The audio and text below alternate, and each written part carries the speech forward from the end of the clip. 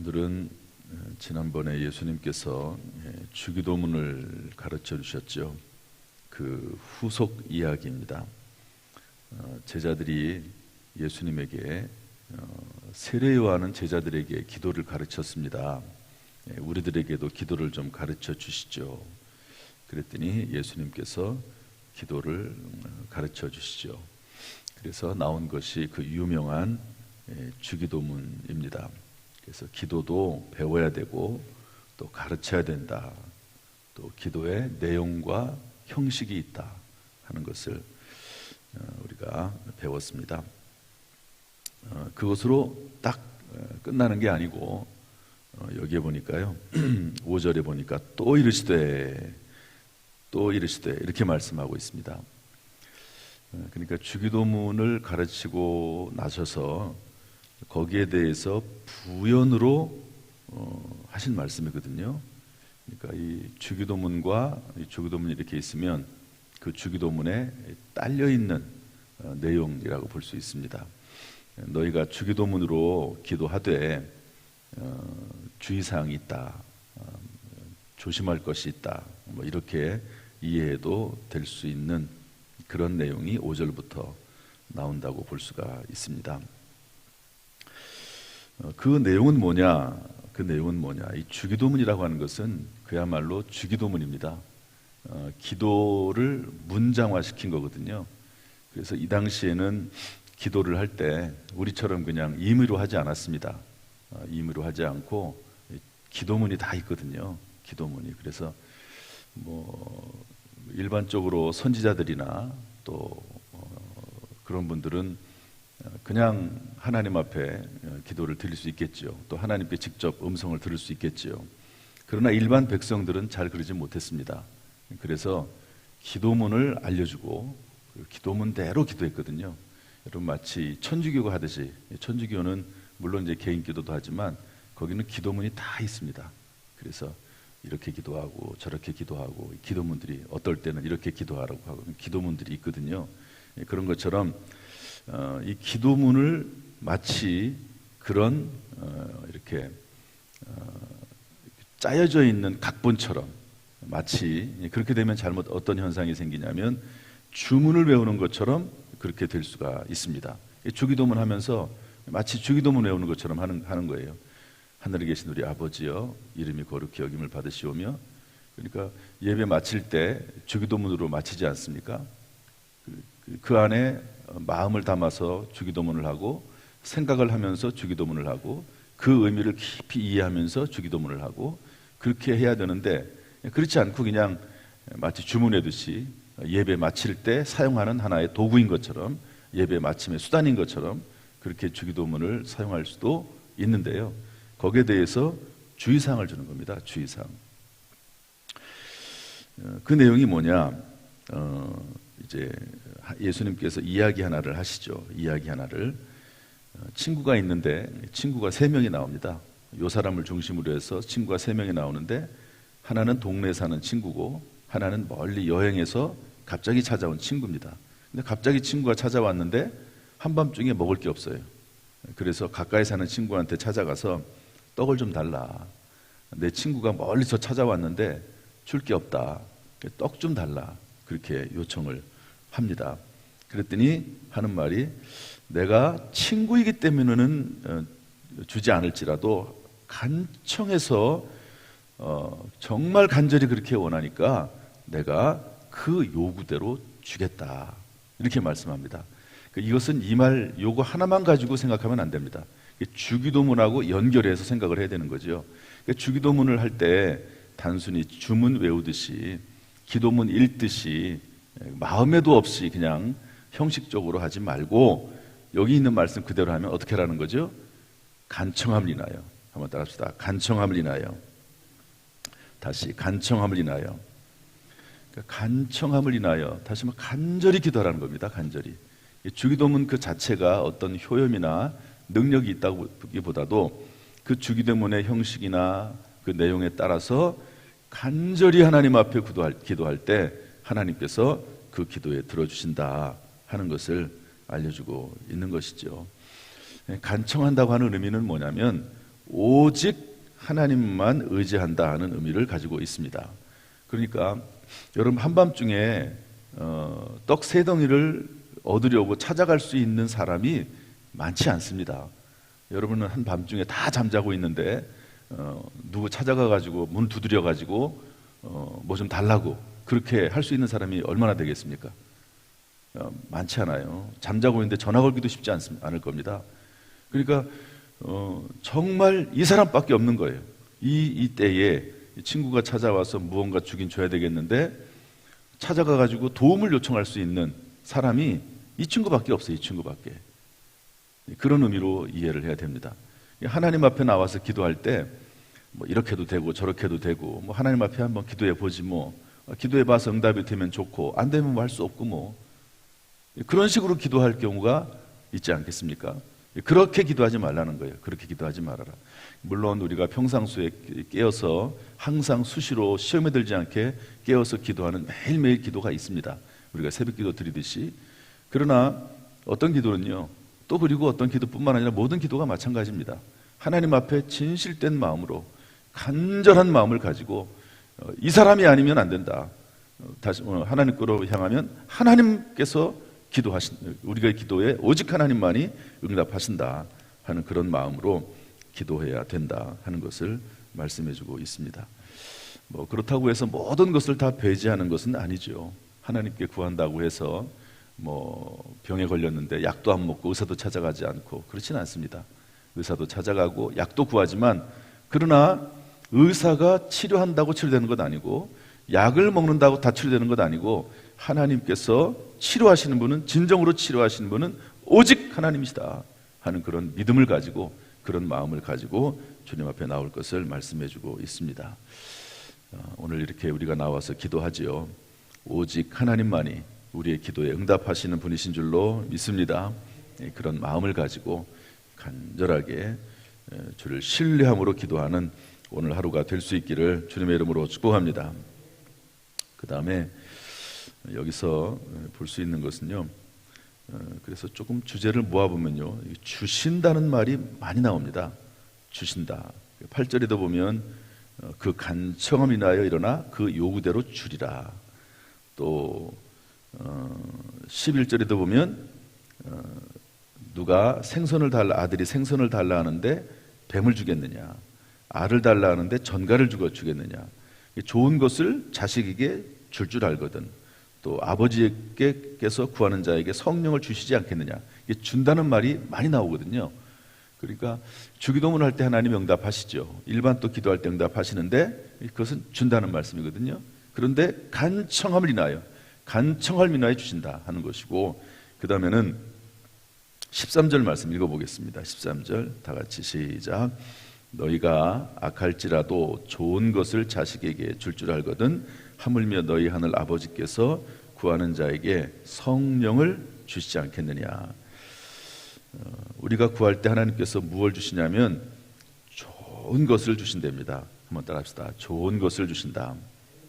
다시 한번 좋은 것을 주신다.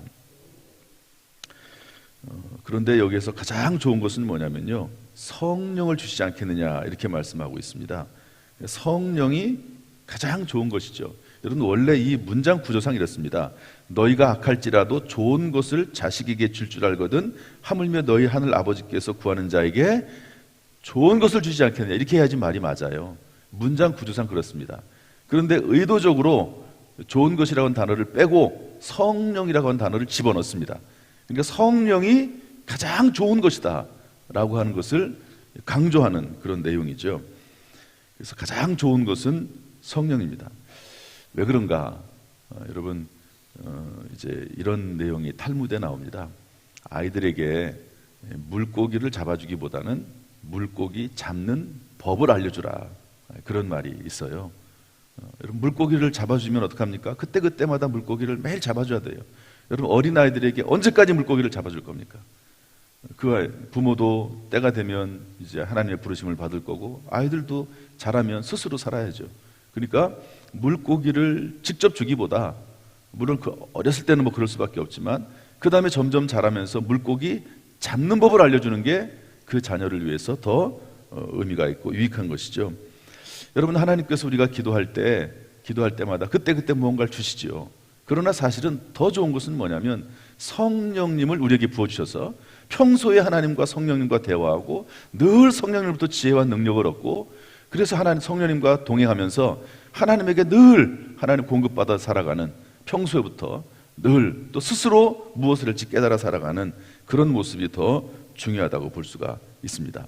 좋은 것을 주시는 하나님이신데 가장 좋은 것이 뭐냐? 성령님, 파라클레토스, 옆에서 도와주시는 분, 늘 내 옆에서 도와주시고 나와 함께 하시는 그분, 그 성령으로 충만하게 하시는 것이 가장 좋은 것이다 하는 것을 알려주고 있습니다. 그런데 여러분, 그 성령은 어떻게 받습니까? 예수 그리스도를 영접할 때 내 안에 들어오시거든요. 볼지어다 내가 문 밖에 서서 두드리노니 누구든지 내 음성을 듣고 문을 열면 내가 그에게로 들어가 그로 더불어 먹고 그는 나로 더불어 먹으리라. 성령이 내 안에 들어와 계십니다. 그 성령을 내가 의지하고 성령을 호출하고 성령님에게 물어보고 성령님과 함께 할 때 성령님은 언제든지 대답하시고 우리와 함께 하시는 줄로 믿습니다. 더 좋은 성령, 가장 하나님이 주시는 것 중에서 가장 좋은 것인 성령님, 그 성령님과 함께 하시기를, 그분과 늘 동행하시고 그분에게 구하시기를 주님의 이름으로 축복합니다. 마지막 세 번째로 주기도문과 연결해서 하나님은 우리를 기도할 때 주시는데 왜 주시는가? 우리 13절에 뭐라고 되어 있냐면 아버지께서 구하는 자에게 성령을 주시지 않겠느냐 이랬습니다. 따라합시다. 아버지 힘으로 주신다. 아빠, 아버지죠. 하나님은 우리의 아빠가 되시기 때문에 결코 외면할 수 없다는 겁니다. 마치 아빠하고 씨름할 때, 어린아이가 아빠하고 씨름할 때 여러분, 그 아빠가 어린아이를 충분히 이길 수 있죠. 그러나 아빠가 져줍니다. 그러는 것처럼 하나님께서도 우리가 간절히 기도할 때 그 기도에 응답하시는데 중요한 것은 가장 좋은 것, 성령을 주신다. 이 말의 의미는 또 이렇게도 해석할 수 있습니다.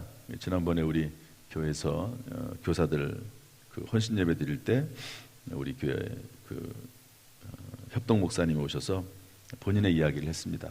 아이가 배고팠는데 아빠, 나 배고파, 아빠 사탕 줘, 이랬다는 거예요. 그 딸아이가. 그러면 그 아이가 배고픈데 사탕을 달라고 그랬을 때 사탕 줄 부모가 누가 있냐? 밥을 주고 빵을 주지. 그래서 뭐라고 얘기했냐면요, 원하는 것을 주시는 것이 아니라 필요한 것을 주신다, 이렇게 얘기했습니다. 한번 따라서 할까요? 원하는 것을 주시는 것이 아니라 필요한 것을 주신다. 우리가 간절히 원하는 것이 우리에게 꼭 필요한 것일 수 있습니다. 그러나 그러지 않을 수도 있어요. 우리의 생각은 한계가 있기 때문에 그렇습니다. 또 하나님의 선한 계획 가운데 꼭 필요하긴 하지만 일부러 주시지 않는 경우도 또 있습니다. 여러분, 사도 바울이 자기 육체의 가시, 일반적으로 눈에 안질로 해석하기도 하는데요, 그것을 위해서 3번 기도합니다. 그때 하나님께서 뭐라고 말씀하시죠? 너의 은혜가 너에게 족하다. 자고하지 않게 하려고 내가 너의 육체에 가시를 두었다, 이렇게 말씀하고 있습니다. 그러니까 사실은 여러분, 선교 사역하는데 온몸이 다 건강하면 얼마나 좋겠습니까?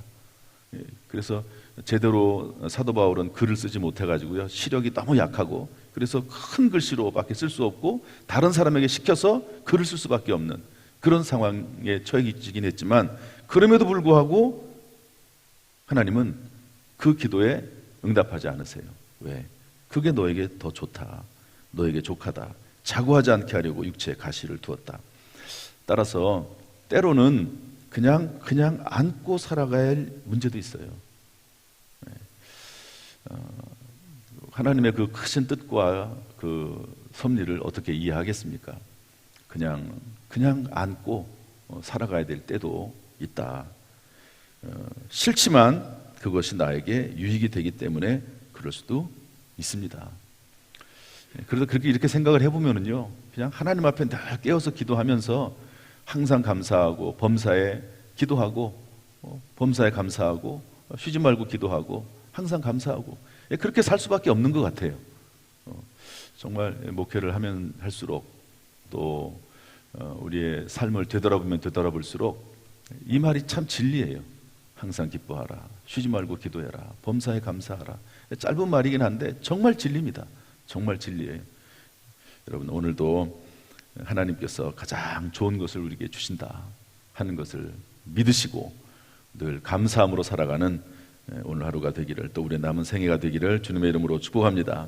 하나님께서 깨어 기도할 때마다 반드시 합력해 선을 이루시고 오히려 더 좋게 하시는 하나님 은혜가 우리 모든 성도들에게 충만하게 임할 줄로 믿습니다. 우리 이 시간 다 같이 기도하겠습니다. 제가 기도합니다. 하나님 아버지, 오늘 주님께서 기도를 가르쳐 주시면서 반드시 하나님께서 주시는데 주의사항 몇 가지를 말씀하셨습니다. 하나님, 기도할 때 하나님이 반드시 응답하시지만 주의 인도하심에 따라 또 주님의 섭리에 따라 응답하시는 것을 깨닫고 항상 기뻐하고 범사에 감사하고 또 쉬지 않고 기도하는 우리 모두가 될 수 있도록 주여 인도하여 주옵소서. 오늘도 하루를 살아갑니다. 하나님 아버지, 우리를 지켜주시고 은혜 베풀어 주시고 평강을 더하여 주옵소서. 악한 영, 사탄 마귀, 병마로부터 우리를 지켜 보호해 주시기를 원합니다. 혹시 문제가 있다 할지라도 믿음 안에서 이겨내게 하시고 반드시 하나님 앞에 간구하고 구하는 가운데 응답받는 삶이 되도록 주여 역사하여 주옵소서. 오늘도 지혜로 함께 하시고 능력으로 함께 하시고 감사로 주님 함께하여 주옵소서. 감사를 표현하게 하시고 늘 하나님과 동행하는 복된 하루가 되도록 인도해 주옵소서. 예수님의 이름으로 축복하며 기도하옵나이다. 아멘. 이제는 우리 주 예수 그리스도의 은혜와 아버지 하나님의 무한하신 사랑과 성령님의 교통하심이 오늘 이 시간 이 새벽에 주의 전에 나와서 하나님 앞에 예배하고 기도하고 찬송하고 주의 은혜를 구하고 기도의 사명을 감당하는 모든 성도들 한 사람 한 사람 머리 위에 그 가정, 직장, 사업, 자녀, 심령, 육체 위에 함께 하시기를 간절히 축원하옵나이다. 아멘.